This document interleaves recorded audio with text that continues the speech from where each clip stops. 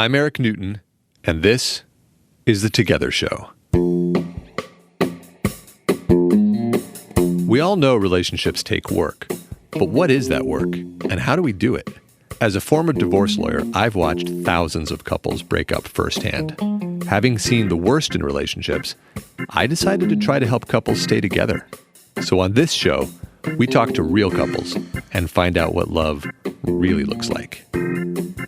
I love her for who she is today, and not the alternate universe version. So, welcome to the show, everyone. Thanks for listening. Today's episode is about the deeply important drive to claim our personal independence. Our very charming guests today, George and Jeanne Chan, have been together for a long time, and to the outside world, their love affair probably seems storybook perfect. This is in part because Jeanne runs an extremely well-known lifestyle blog called shopsweetthings.com, and that blog, by necessity, often features gorgeous images of her and of their family. And the thing about running a brand like this is that by design, the imagery portrays the happiest and the most perfectly manicured sides of life. But as we all know, the truth is that there is no such thing as a challenge-free love affair. And that fact came to a head with these two many years ago in a way that profoundly changed their relationship. It's such a lovely and, in some ways, a counterintuitive story that it has really stuck with me. And so we decided to pair it together this week with an interview on Wednesday about a different couple who are currently in the process of deciding whether to stay together or to break up. The two interviews capture distinct phases of a process that we've all faced and that I believe remains a mystery to most of us. But before I give away too much, let's let the couple tell their own story. Let's go to our interview with Jeanne and George Chan. so we started dating at 19. It was our first, it was really young, and we're like, man, we don't know what we want to do with our careers, but hey, let's just have some fun. Were you one another's first dates out of high school?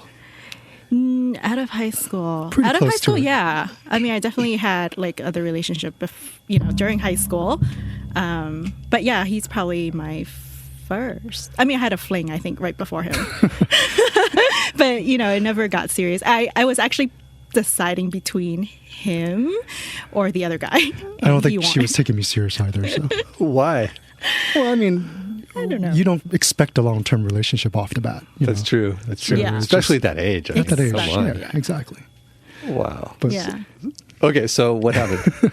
I have to say he was the one that's chasing me more than I was chasing him. I don't know about that.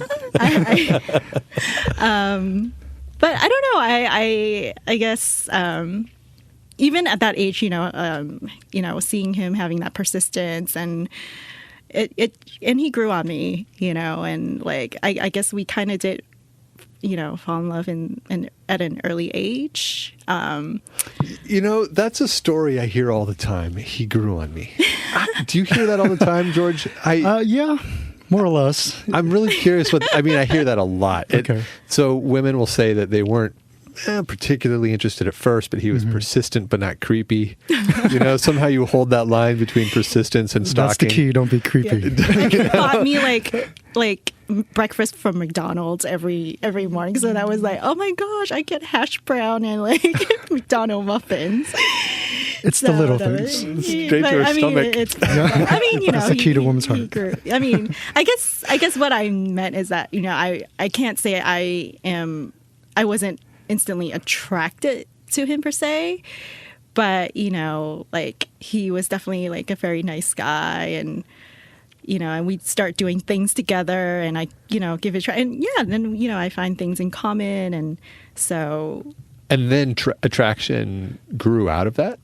I think so, in a way. It's not like I'm not completely don't think he's an attractive or... You should hear her describe how I used to dress in my Doc Martens and the bowl cut and the khakis. It didn't exactly appeal to her taste. Yeah. Was it just style? I mean, okay, yeah, I have lots of questions about this too, because you're an attractive guy. You got a square face and broad shoulders, and you're tall. Thank you, Eric. You're a good-looking guy, if I may say so. And so, but she just said, on recording that she wasn't attracted to you at well, first. I mean, what does that attraction mean, right? Like, is it physical? Is it personality? Or like, there's so many layers to it. And I think for her, she she needed time to spend with me in order for her to know who I really am.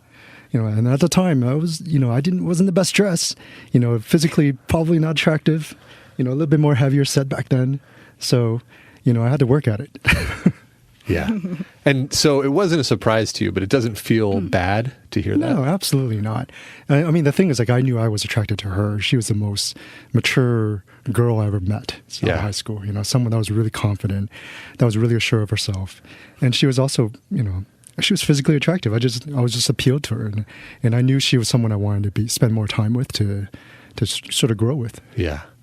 Well, then that leads me to wonder, where did you get the confidence to pursue? I mean, at that age, usually if a woman is not reciprocating.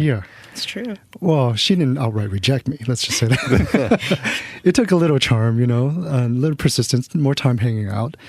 But it wasn't easy. It didn't. It's not like she, called me her boyfriend for months after that. So it took some time. Yeah. Okay. All right. Cool. So back to you, Jeanne. So Jeannie, he was. So he's pursuing you. He's bringing you McDonald's every morning, and he starts to grow on you.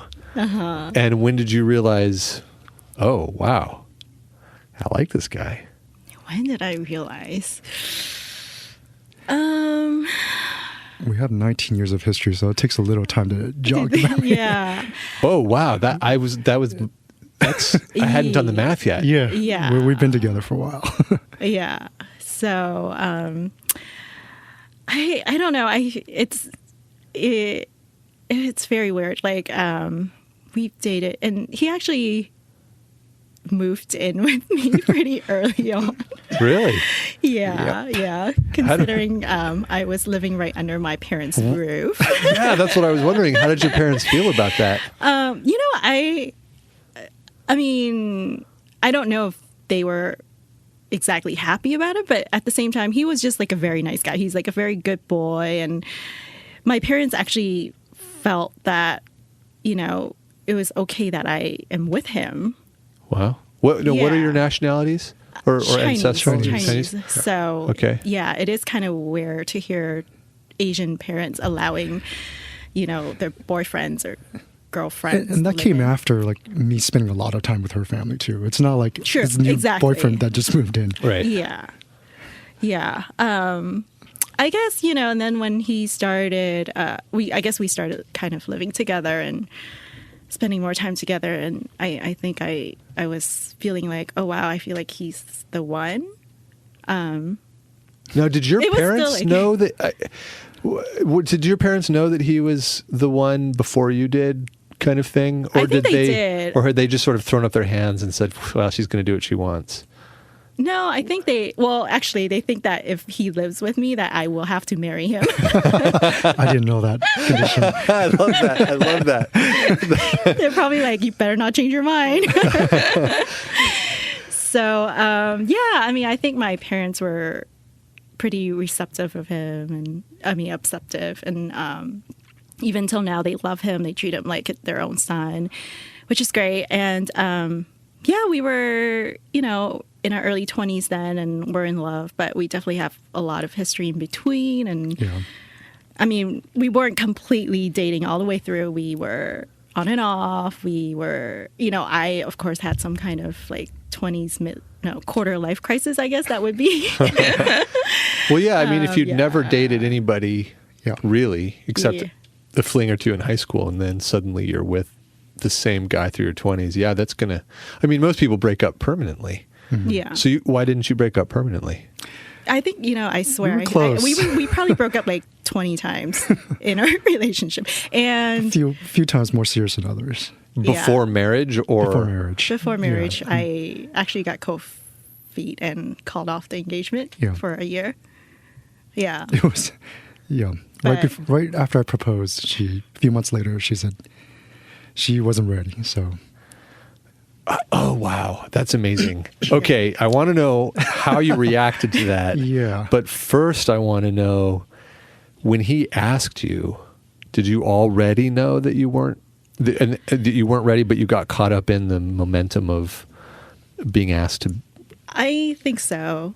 Yeah. I mean, I knew he was a great guy. I knew I loved him. And I was like, I guess I was also thinking with my brain and not so much with my heart. I feel like saying yes was the right thing to do.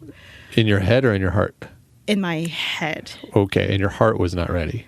I don't think so. Yeah. I mean, I think that's why like a few months later I called it off. But I think at the moment I just didn't know. I just felt like, I've been with this guy for so long. He treats me like a queen, and, I shouldn't really be complaining or looking elsewhere. Yeah.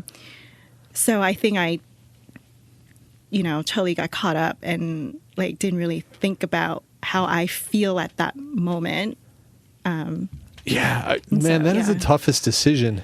I do want to come back, George, to what your reaction was, but I think, well, you guys will both have an opinion about this. I think a lot about how do you know if it's right or how do you know if it's wrong, because on the beginning stage, you're confronted with the decision. This is the rest of my life, quote unquote. For a lot of people, that's how they think of it. How do you make a decision like that? How do you know if it's right? And then on the other end, when challenges are presenting themselves, you start thinking, well, they're pretty good. So how do you know if it's not the right choice? And you made both decisions, Jeannie. So how did you how did you make that calculation? I think part of it again is, probably pressure from family and outside friends. Like they just feel like, oh, you guys been together for so long. You guys are such a perfect couple. He asked you to be married. That's like, get married, and that's really sweet. And it's almost like the right thing to do is for Jeannie to say yes. Right. That's the thing that your parents would want you to do. Exactly. And your friends, because they want to have a story that you fit nicely into. Totally. Yeah. And and of course, I mean, I don't want to break his heart. It's not like it's, it's not something I want to do. I don't want to hurt him, of course. I don't know. And then just a few months later, I just felt like, oh my goodness, like, I've spent the past 10, 12 years with this guy. And while I have other crushes, I really never really experienced with anyone else. And it's not even about relationships and even about being independent. Like, I always feel like I depended on George. Like everything I'm doing is like, oh, George, can you do this for me? George, can you do that for me? And, and at one point I'm just like, I felt a little handicapped. Wow. So I think more so now that I think about it, it's more about, I feel like I needed to claim my independence. Yes. Before I go into a marriage. I mean, you'd been living with your parents. Exactly. Well, yeah. Well, we were living with my parents, and then we did actually move out. We moved out together. But with him. Like you never, you're right, you were never sort of I was never alone. Yeah, exactly. I was never by myself. And so, like even though it was such a tough decision to make, I felt like just having that time by myself was so refreshing, and like, I just felt so free. I can understand that for sure. Well, okay, so then to George, Yep. You were... Well, I was devastated. Yeah. We were living together over in Emeryville, and at the time, I thought everything was going according to plan. Like date someone for 10 years. On my low salary, I bought a ring for her, and then did the sweetest proposal that I thought I could imagine, and. She said yes. Everything was just going according to plan. And then for her to just sort of like backtrack and take a step back, I couldn't quite comprehend like why she was doing it. It was just sort of, I was more looking inside, seeing like what was I doing wrong to sort of have this kind of result.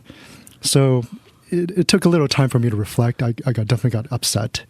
I made the initiative to move out first, and then just doing what I want to do by myself and just mope in my own sorrow and try to find ways to have fun and forget about her. But at the same time, I could not quite get away from her. There were those things that we were still like, that sort of connected us. Like, I don't know what it was. Like we had a car together. We have things that we needed each other's like communication, and somehow we stayed in touch. So, and for what it's worth, she sort of came back to me and at some point, and I had to question it too. It's like, was this the right thing to do to move forward? She said no. Why would she say yes now? It took a lot of thinking in terms of, and it wasn't perfect. Was it a year? It was rough, close to a year. I don't think it was quite a year, but it was close. Yeah. And did you date anybody else during that time? I saw some people, nothing serious. At the same time, I was just trying to forget about where I was at the time. Did you ever get to the phase where you could actually appreciate the person you were dating, or were you always still comparing them to Jeannie? Jeannie made such a strong impression and being such a big part of my life that there was no way I could not compare. Yeah. I mean, 10 years, right? Is that what you said? 10, 11 years, around there. Wow. So everybody, I sort of saw, it was like, I quickly mentally mapped them to how I was with Jeannie after 10 years, which was impossible. Yeah. And then you said that you got upset. Yes. How did you express that? A lot of arguments. I think I broke a hole in one of the doors, in which I had to repair when I moved out. Very childish things. I think it's like, looking back, it's like, why did I do these things? Like even social media. I had the urge to let everybody know we're done. It's like we had such a tight knit with our friends and family that I had to declare that we're done in order to make it official, so I can try to move on from that. So I mean, these things are such modern times, like the things that people didn't have to think about before, but now I have to make sure I don't speak with her friends, her family, even though we've been close together for a long time. So yeah, I just wanted a clean slate from my life in the past. And that seems like the thing you weren't able to get. No, it was hard. Yeah. I mean, yeah. There was a piece of me that didn't want to let it go either. And I could not acknowledge it, but I know I was like, what if, that it could happen again? But I couldn't get myself to just acknowledge that. So by the time she came back to you, you had convinced yourself it wasn't going to happen. Right. And then she comes back. Was it out of the blue? We stayed connected and she came back. It wasn't out of the blue, but we were just finding more reasons to be together. And that was more of a signal. It's like, hey, something's about to happen again. Yeah. What, do you remember that time, Jeannie? Yeah, I do. Was it you that was coming up with reasons to come over and say hello or whatever? I was, yeah. I think at that time we were both angry, but yet we were both kind of seeing other people here and there, and I knew he was seeing somebody, and in some way I was like, I'm going to be honest, I was jealous. Of course. That he was seeing other people. Yeah. Or I just felt like, I was like, wow. I was like, how did he move on so quickly? Didn't you see other people though? I did, but it was like nothing serious. I thought he was actually a little bit much more serious than I am. So I don't know. I was really pissed. I was like, okay, he just kind of moved on. I was like, ouch. It is. It's ironic. Yes. It's ironic, but also so effective. I mean, that's textbook. I bet you if we found a blog about how to get your woman back, it would say see other people. See other people, number one. It doesn't always work. Yeah, and I guess that kind of got me, and then I don't know, and maybe just being by myself after a while, I had a chance to kind of reflect, like, okay, where's my life going to go now? Like, I think we were at turning 30. I was turning 30. Yeah. And I don't know, I guess it's one of those, I'm done partying. I'm done seeing other people, or I maybe want to consider having a family, I see the other side of life, and I don't know. Then I started appreciating George a little bit more, and it's also because I wouldn't say I was dating anyone, but I was definitely talking and had seeing other people, and at the same time, of course, I would compare George to the guys that I was talking to, and I don't know. Yeah, that maybe made me kind of appreciate him a little bit more. Yeah, I can imagine. Well, so then did you get what you were after, which was getting a better experience of your independence as a woman? Yeah, I think I did. I mean, even though it was just like, less than a year. I mean, I actually wish I had more of that in my 20s, and not having to put George through that like heartbreak. But how could you have done it?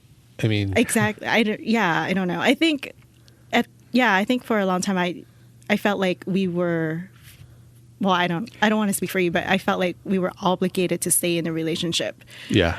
Just because, everyone sees us as like perfect couple, And I've noticed a lot of change in her, even though we just broke up for a year.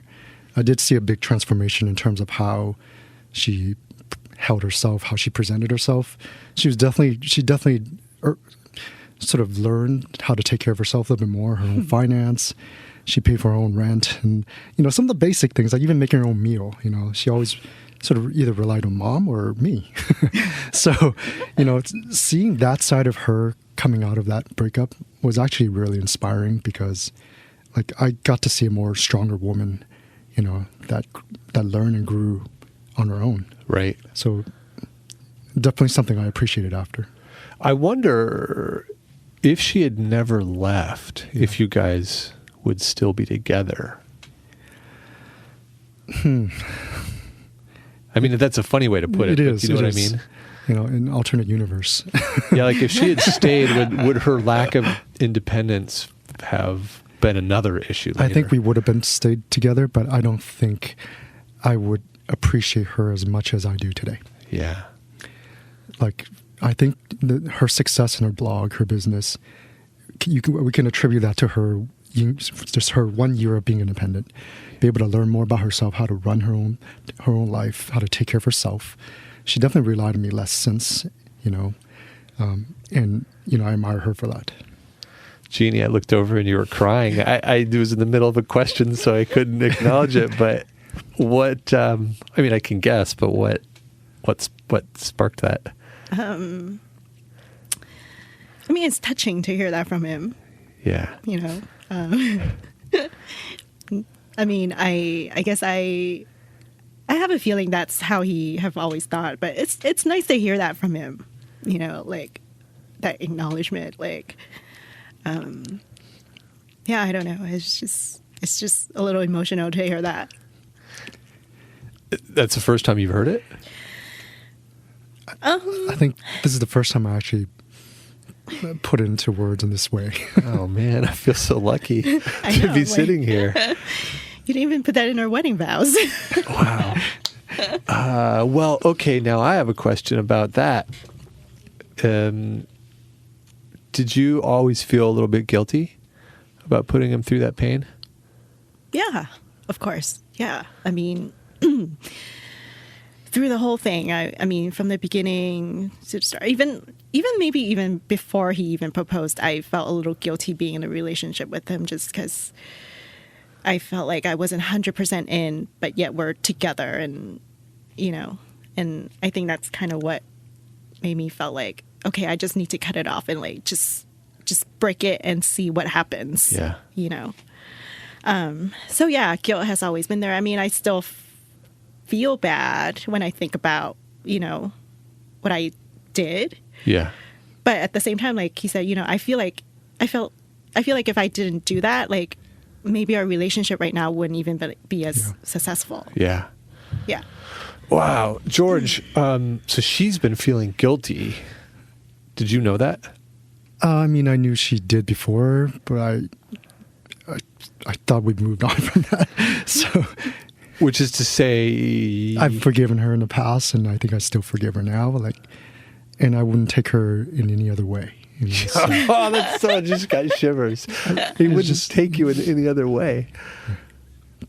I think I love her for who she is today, and not the alternate universe version. So, she's fine the way she is.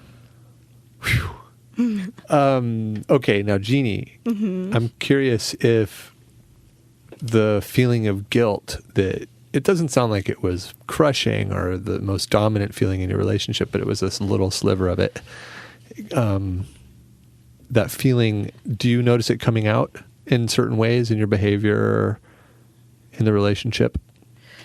You mean like today? Yeah, like just in general. In general.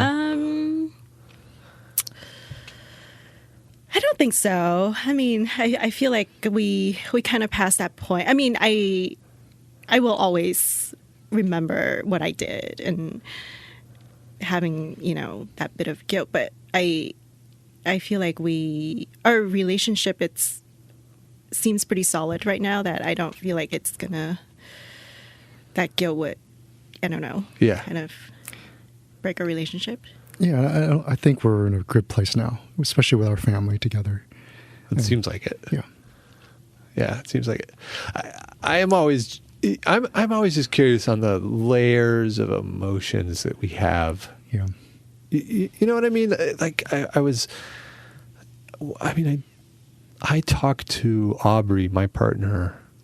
I've been noticing the last week or so that my tone of voice when I talk to her is different than my tone of voice with anybody else. Even about normal conversations like money. It's just a normal day-to-day conversation. The way I talk to her is different. And I've been looking at that. Why is that, what is that? And it's all this layers of years and years, 4 for us. Not 19 like you guys, but 4 years of interactions and happy moments and sad moments and the whole mess that is relationships. And it's almost as if all of that is present in everything I say in some sense, which is what makes the thing so rich. And so that's why I was wondering if you ever noticed the guilt having, not that it's a huge thing, but having a little impact. Because this was the first time he said that he was actually grateful for that.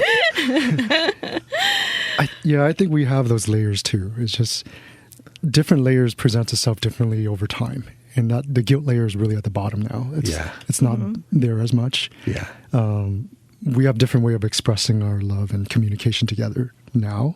And it's evolved over time. Like, yeah. But it's definitely a lot more comfortable today without sort of having that elephant in a room. Yeah. Yeah. Well, okay. Back to the story. How long then did it take you to realize that you wanted to ask her again? Or did you ask her? For marriage? Yeah. Second time? I think it's more like we just acknowledged each other and said, you know what, I think we can do this. Let's just jump in the deep end together. Yeah. And we went ahead with planning from there on. Not quite as dramatic the first time. Yeah. Probably more mature. More mature, probably. Yeah. What were you going to say? Something?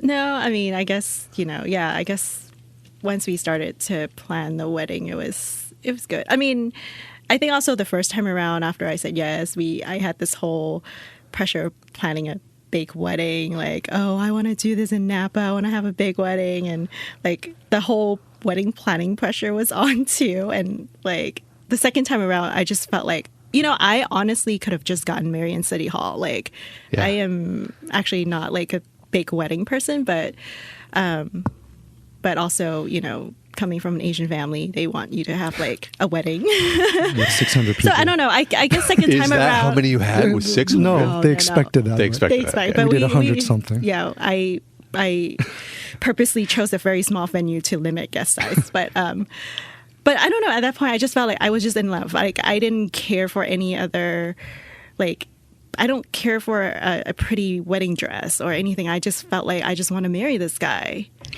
And that's what changed a lot. She was just different from then on. Like it just felt more real. Like she was more herself after the breakup. That the things that she wanted in life changed a little bit more. It was less material. I mean, she wasn't very materialistic before, but it's more like she was really comfortable with herself. Yeah. Well, we focused a lot on her change, which sounds really clear. What about yours? During that year, did you get any of those kind of benefits? I mean, it had been forced on you. It wasn't proactive. Yeah. But I can imagine it could have the same impact. I guess I grew up a little bit more mature in the sense that I learned to deal with those emotions on my own. Understanding that life isn't perfect. I thought everything's going to be textbook. I'm going to propose. She's going to get married. We're going to have kids. Yeah. Happy ending. But it wasn't quite like that. It was just like, life is just a lot of challenges. And then this was just another one. For me, I felt like maybe I haven't acknowledged it. I got a little bit more mature from this. I learned to look back and not to blame her for some of those things. Maybe I contributed to some of that. Maybe I shouldn't have took care of her so well. But also, learning to accept her for who she is rather than being forced into the situation where her family thinks we should do this. And, it was just, I've matured a little bit since then too. Yeah. Yeah. There's this, well, as a divorce lawyer, I would see couples who'd gotten married very early would come in and they would describe the fantasy that they had about marriage before getting married. And sometimes it was like the prince and princess fantasy. And sometimes it was like the perfect power couple fantasy. But everybody sort of had their view of what marriage is supposed to be from the media or their parents or who knows where we all pick up our beliefs. And then they would have the marriage, and as you said, it would be a series of highs but challenges too. Mm-hmm. And then they would get a divorce, and it was painful. But people in that category often would report that they felt, like you said, more mature and with a new level of freedom. And then they would go on to their second marriages and be really successful. What's amazing is you guys kind of did that with each other. Without realizing it. Yeah. Yeah, you had your first marriage, you both crushed your fantasies. Which, it sounds dark, but it's a wonderful thing to do. Let's crush our fantasies, people. And then you moved on to your next. I mean, I'm not going to say it's smooth sailing right now. I mean, of course, our relationship is solid, but we definitely still argue. We have our fights. We're definitely, I mean, sometimes I question, I was like, oh, are we growing out of each other? We started having, and just with the whole kids and family and work, it's like, I still sometimes question, it's like, oh my goodness, it's like, are we growing away from each other? How are we going to bring ourselves back together? Because everybody describes that in their relationship, that I mean, as you grow, in some sense, you're going to grow apart. I mean, it's an abstract concept, but you just develop and change, and new interests manifest. And and what do you do about that is always the question. I mean, there's been a million blog articles written about it, but what do you do about it? I don't know. I mean, I guess it's hard. I mean, right now, sometimes I feel like we may have different goals in terms of financial, or I mean, I guess right now what we're going through is maybe buying a home, looking to buy a home, and not that we're getting into arguments, but we're definitely have our differences. I want this, I have this, idea of what my home would be, and he has his idea of what his home would be. And so it's, even things like that. I'm like, oh my gosh, are we ever going to own a home because we're so different in what we want? Or I guess he's definitely a more practical type of guy, and that's great. And I'm definitely more let's go all out, And so it's having to find that middle ground, and so. Well, George, you looked like you were ready to say something about that. No, I mean, she sums it up in terms of I'm more grounded in reality. What can we afford? Reality. That's a loaded statement, though. It is. And she has the idea of her home looking like a blog, her blog perfect, and having finance to fix it up. So, I mean, we definitely have different opinions. I'm not sure where we're going to land on this one. Yeah. Yeah. I mean, I guess it's hard because we are actually going through it. And so, I mean, I don't have like an answer for you. But I mean, like I said, I feel like, you know, sometimes we definitely still have our challenges. And I mean, I'm just going to say, oh my God, like when you're in a heat of moment of, you know, anger and arguments and, you know, things like, you know, oh my God, like would I be like happier if I've like, you know, be with someone else who had my same goals or something. Right.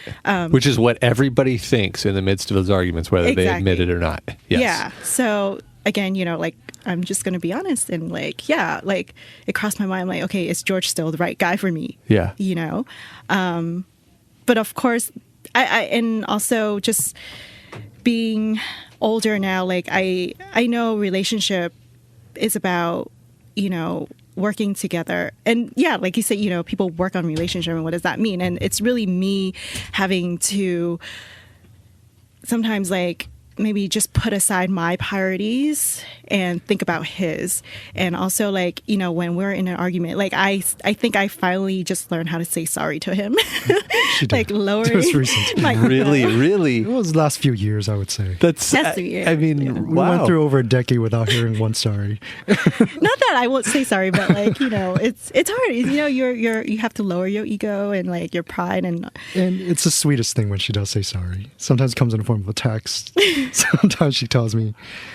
But you know, for her, you know, she's really full of pride, and for her to sort of like acknowledge she made a mistake, you know, there's no way for me not to forgive her when she apologizes, because it's so rare. It's interesting when you say pride. I'm imagining it's a double-edged sword. On one hand, because you look actually proud of her that she that she does have pride. Yes. On the other hand, you know, pride. Yeah. You can't say sorry. You're always right. I mean, and that's what's the amazing part is like she's so secure of herself, and to be able to take a step back, acknowledge her weakness to me, that's really cool. Yeah. Well, that's where we're stopping our interview with Jeanne and George, folks. Thanks for listening. What moves me so much about this story is the power inherent in Jeanne's determination not to lie to herself. Because she took the difficult path of doing what she knew that she needed to, both she and George now know with certainty that their marriage is right and that it's workable, even when the challenges arise. After the breakup, she came back with her eyes wide open, and he accepted her in the same spirit. And now, as a result, they don't need to question what could have been, because they've seen it. As an aside, we did capture quite a bit more from these two about how they handle conflict, but we wanted to keep the episode focused primarily on the story of their breakup and reconciliation. So let me know if you'd like to hear more, and we can release the rest as a bonus show down the road. If you'd like to learn more about Jeanne, you can check out her blog, shopsweetthings.com, or her modern party goods outlet, which is harlowandgrey.com. That's HARLOWANDGREY.com. And I'll have both of those links in our show notes for you. If you liked what you heard on our episode today, please subscribe to us on iTunes. It makes a big difference when you do that. Please also consider donating to our Patreon campaign. You may know that we're on a mission to crush shame, and every penny really helps at this stage. You can find our campaign at patreon.com/together. If you have any questions or comments, or if you'd like to be on the show, please reach out via one of our platforms. You can find our website at www.together.guide. Our Facebook page is facebook.com/togethershow. Twitter and Instagram are both @together_show, or you can email me at host@together.guide. That's all for today, folks. See you next time.